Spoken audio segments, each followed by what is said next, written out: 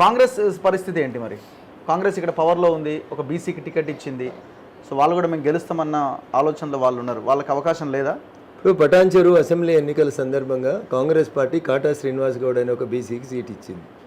కాటా శ్రీనివాస్ గౌడ్ని ఓడగొట్టింది ఎవరు?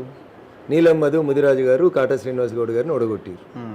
ఆ రోజు మరి కాటా శ్రీనివాస్ గౌడ్ బీసీ, నేను బీసీని, కాటా శ్రీనివాస్ గౌడ్ గెలవాలి, మైపాల్ రెడ్డి ఓడిపోవాలి అని నీలం మధు ముదిరాజు ఎందుకు ఆలోచించలేదు? నెల రోజుల్లో 4 పార్టీలు మారొచ్చిండన్న.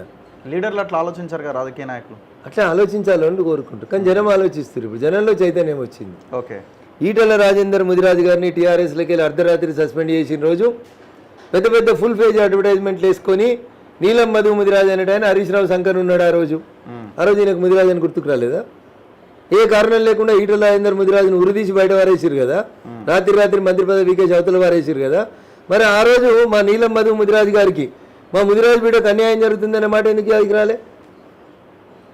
తర్వాత మెదక్ పార్లమెంటునే తీసుకుంటే గజ్వేల్ ఎమ్మెల్యేగా ఈటల రాజేందర్ ముదిరాజు గారికి అవకాశం ఇచ్చింది భారతీయ జనతా పార్టీ. మెదక్కి వెళ్ళి విజయ్ కుమార్ ముదిరాజుకి ఇచ్చింది అవకాశం.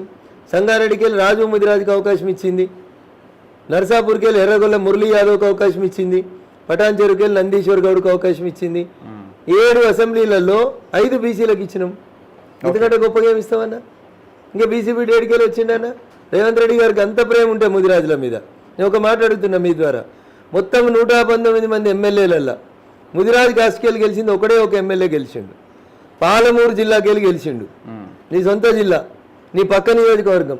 నిజంగా నీకు ముదిరాజుల మీద ప్రేమ ఉంటే 2 ఇచ్చినావు కదా బీసీలకి, 3వ మంత్రి పదవి ఇవ్వనుంటివి. 14 గెలిస్తే ఇస్తా అంటుండగా, 14 గెలిస్తే ఇస్తా అంటున్నావు. ఓడిపోతే మరి ఏమో ఓడిపోతాడు. ఎట్లా 14 గెలవడు, ముదిరాజులకు మంత్రి పదవి ఇయ్యడు.